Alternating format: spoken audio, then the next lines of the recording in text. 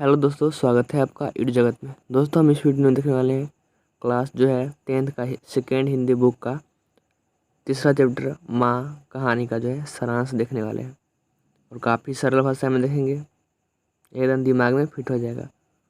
तो चलिए स्टार्ट करते हैं। ये एक प्रकार की गुजराती कहानी है जिसको लिए कौन है? ईश्वर पेटलीकर, ठीक ना। चलिए स्टार्ट करते हैं। क्वेश्चन इस तरह से पूछता है कि माँ कहानी का सारांश लिखा, ठीक ना। तो चलिए देखते हैं। कहता है, गुजरात के लोकप्रिय कथाकार ईश्वर पेटलीकर ने अपनी चर्चित कहानी माँ में माँ की ममता का बड़ा ही मार्मिक और सजीव चित्रण किया है। यानी जो है गुजरात के जो है कौन? ईश्वर पेटलीकर, वो जो अपने कहानी कहानी में तो माँ, उसमें जो है माँ के जो है ममता का एकदम मतलब अच्छा से चित्रण किया है, ठीक है ना। और आगे कहता है, अपना समस्त सुख को भुलाकर संतान के सुख के लिए जो है ममता का सागर उड़ेलने वाली माँ निश्चय ही पूजनीय होती है। यानी माँ जो होती है क्या होती है? अपना सुख को भुला देती है, लेकिन संतान के लिए जो है वह ममता के सागर उड़ने लगती है, ठीक ना। इसलिए माँ को क्या कहा गया है? तो पूजनीय, ठीक ना।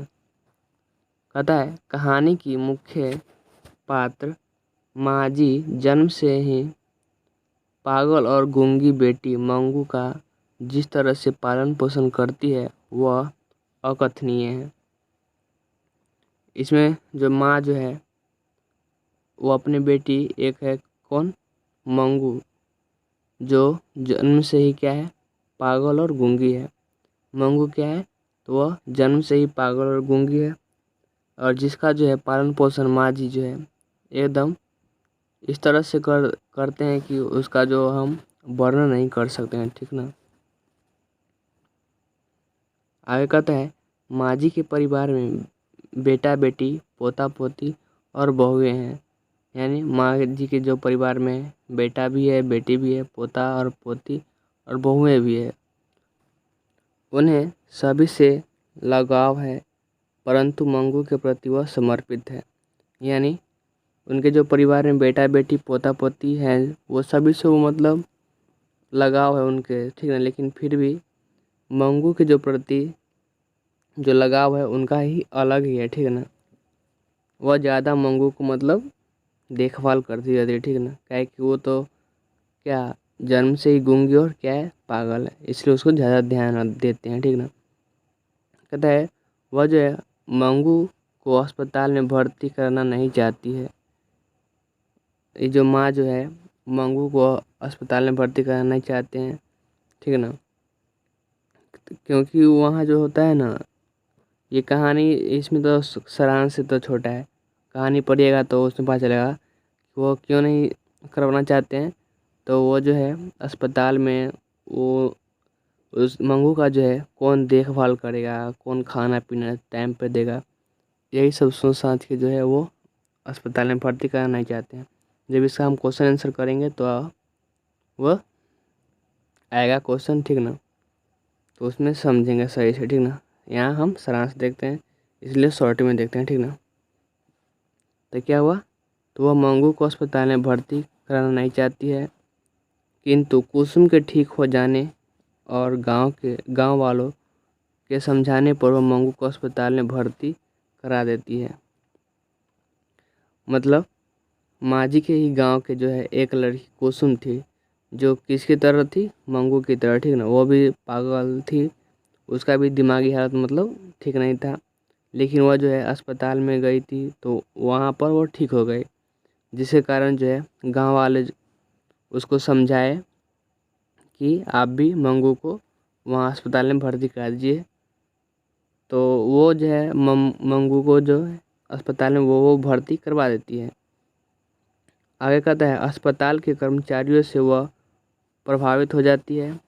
यानी अस्पताल में जो है जो कर्मचारी होता है, जो काम करता है, नर्स, और वो मतलब उसके स्वभाव से देखे कि वो काफ़ी मतलब संवेदनशील है, लेकिन उसी में एक है जो मतलब मंगू के ख्याल रखती है, तो इसलिए वह क्या हो जाती है, कहाँ थे वो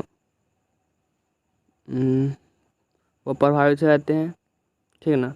और वहाँ पे मतलब भर्ती करा देते हैं। घर आने पर उनकी जो है आँखों के आगे मंगू का चेहरा घूमने लगता है। मतलब जो अस्पताल में भर्ती करा कर आते हैं तो उनको जो है मंगू का याद आने लगता है। रात में उन्हें